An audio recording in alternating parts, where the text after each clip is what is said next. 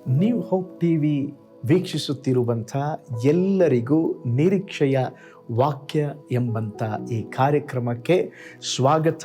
ಈ ದಿನದಲ್ಲಿ ತಮ್ಮೆಲ್ಲರನ್ನ ನೋಡುವುದರಲ್ಲಿ ಸಂತೋಷವುಳ್ಳವನಾಗಿದ್ದೇನೆ. ಶಾಲೋಮ್, ನಿಮಗೆ ಸಮಾಧಾನವಾಗಲಿ. ಈ ದಿನ ದೇವರ ವಾಕ್ಯದ ಧ್ಯಾನಕ್ಕಾಗಿರುವಂಥ ವಿಷಯ, ನನ್ನ ನೆರಳಾಗಿರುವಾತನು ಏಸು.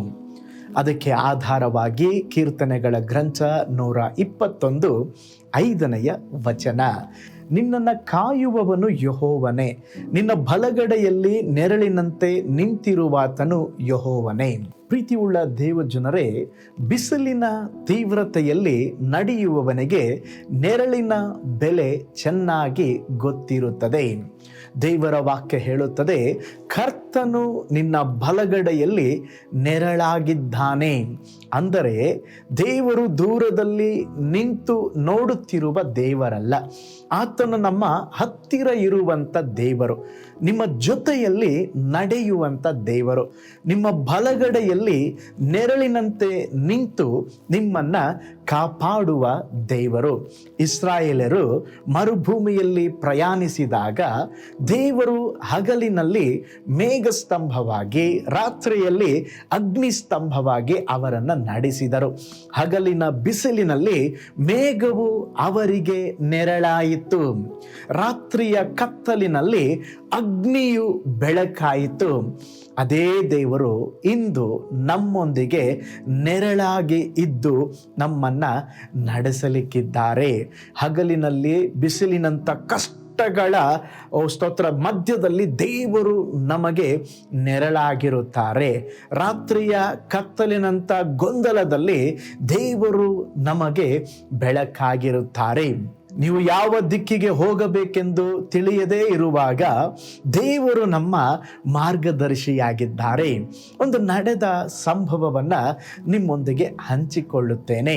ಅಮೆರಿಕದ ಒಬ್ಬ ಶ್ರೀಮಂತನು ಅವರ ದೇಶದಲ್ಲಿ ಯುದ್ಧ ಮತ್ತು ಅಣುಬಾಂಬಿನ ಭಯದಿಂದ ಒಂದು ಭೂಮಿಯ ಕೆಳಗೆ ಬಹಳ ಕೋಟಿ ಕೋಟಿ ಖರ್ಚು ಮಾಡಿ ಒಂದು ಸುರಕ್ಷಿತ ಮನೆಯನ್ನ ಕಟ್ಟಿಸಿದನು. ವಿಜ್ಞಾನಿಗಳು, ತಂತ್ರಜ್ಞಾನದ ಅನೇಕ ಜನರು ಸಹಕರಿಸಿ ಬಲವಾದ ಲೋಹಗಳಿಂದ ಅದನ್ನು ನಿರ್ಮಿಸಿದರು. ಯಾವ ಅಪಾಯವೂ ಅದನ್ನು ಅಲುಗಾಡಿಸಲಾರದು ಎಂಬುದಾಗಿ ಅವರು ಬಹಳ ಹೆಮ್ಮೆಯಿಂದ ಅದನ್ನು ಹೇಳುತ್ತಿದ್ದರು. ಅದೆಲ್ಲ ಮುಗಿದ ಮೇಲೆ ಅವರ ಮನೆಗೆ ಪ್ರಾರ್ಥಿಸುವುದಕ್ಕೆ ಒಬ್ಬ ದೇವ ಸೇವಕರನ್ನ ಕರೆಸಿದಾಗ ಅವರು ಇಷ್ಟು ಖರ್ಚು ಮಾಡಿದ್ದಾರೆ, ಪ್ರಪಂಚದಲ್ಲಿ ಇದರಷ್ಟು ಸುರಕ್ಷತೆ ಯಾವುದಕ್ಕೆ ಇಲ್ಲ ಪಾಸ್ಟರ್ ಎಂಬುದಾಗಿ ಅನೇಕ ಕಾರ್ಯಗಳನ್ನು ಅವರೊಂದಿಗೆ ಹಂಚಿಕೊಂಡ್ರು. ಆದರೆ ಆ ಪಾಸ್ಟರ್ ಅವರು ಹಾಗೆ ಮಾತಾಡುವಾಗ ಸೇವಕರು ಹೇಳಿದ್ರು, ಇಷ್ಟು ಖರ್ಚು ಮಾಡಿ ನೀವು ಈ ಒಂದು ಅಪಾಯವಿಲ್ಲದ ಸ್ಥಳವನ್ನು ನೀವು ಕಟ್ಟಿದ್ದೀರಾ, ಆದರೆ ನಾನು ಸಹ ನೀವು ಲೋಹದಿಂದ ಕಟ್ಟಿದ್ದೀರಾ, ನಾನು ಲೋಹದಿಂದ ಅಲ್ಲ, ಒಂದು ರೆಕ್ಕೆಗಳ ಮರೆ ಇರುವಂಥ ಒಂದು ಕಟ್ಟಡವನ್ನು ಕಟ್ಟಿದ್ದೇನೆ, ಅದಕ್ಕೆ ಏನು ಖರ್ಚಾಗಿಲ್ಲ, ನಿಮಗಿಂತಲೂ ಅದು ಬಹಳ ಬಲು ಸುರಕ್ಷಿತ ಎಂಬುದಾಗಿ ಹೇಳಿದರು. ಅವರಿಗೆ ಆಶ್ಚರ್ಯವಾಯಿತು. ಆಗ ಸೇವಕರು ಕೀರ್ತನೆ 91:4 ವಚನವನ್ನು ತೋರಿಸಿ ವಾಕ್ಯ ಓದಿದರು. ಆತನು ನಿನ್ನನ್ನ ತನ್ನ ರೆಕ್ಕೆಗಳಿಂದ ಒದಗಿಸುವನು, ಆತನ ಪಕ್ಕಗಳ ಮರೆಯನ್ನ ಆಶ್ರಯಿಸಿಕೊಳ್ಳುವಿ. ಆ ಶ್ರೀಮಂತನು ಬಹಳ ಆಶ್ಚರ್ಯಪಟ್ಟನು. ನೋಡ್ರಿ, ಈ ಲೋಕದ ಎಲ್ಲ ನೆರಳುಗಳು ಬದಲಾಗುತ್ತದೆ.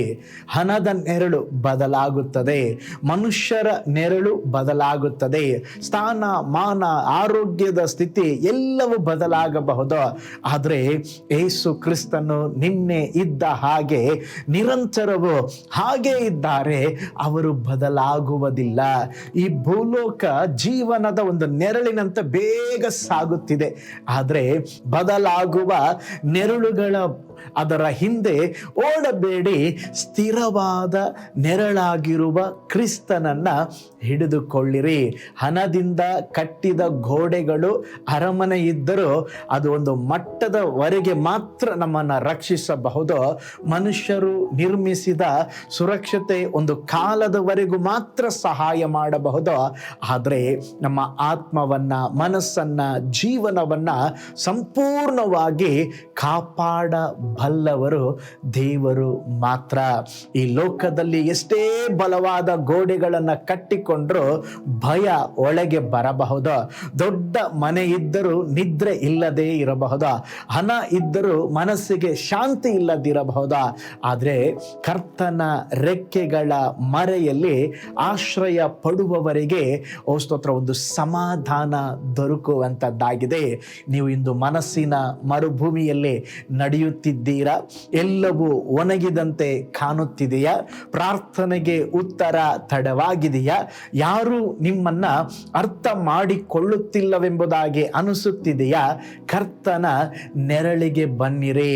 ಆತನು ನಿಮ್ಮ ದನಿದ ಮನಸ್ಸಿಗೆ ವಿಶ್ರಾಂತಿಯನ್ನ ಕೊಡುತ್ತಾರೆ ಎಂದು ಕರ್ತನು ನಮಗೆ ಹೇಳುತ್ತಿದ್ದಾರೆ. ನನ್ನ ಮಗನೇ, ನನ್ನ ಮಗಳೇ, ಹೆದರಬೇಡ, ನಾನು ನಿನ್ನ ಬಲಗಡೆಯಲ್ಲಿ ನೆರಳಾಗಿದ್ದೇನೆ. ನಿನ್ನನ್ನು ಸುಡುವ ಬಿಸಿಲಿಗಿಂತ ದೇವರು ದೊಡ್ಡವರು. ನಿನ್ನನ್ನು ಅಲುಗಾಡಿಸುವ ಬಿರುಗಾಳಿಗಿಂತ ದೇವರ ಕರಗಳು ಬಲವಾಗಿದೆ.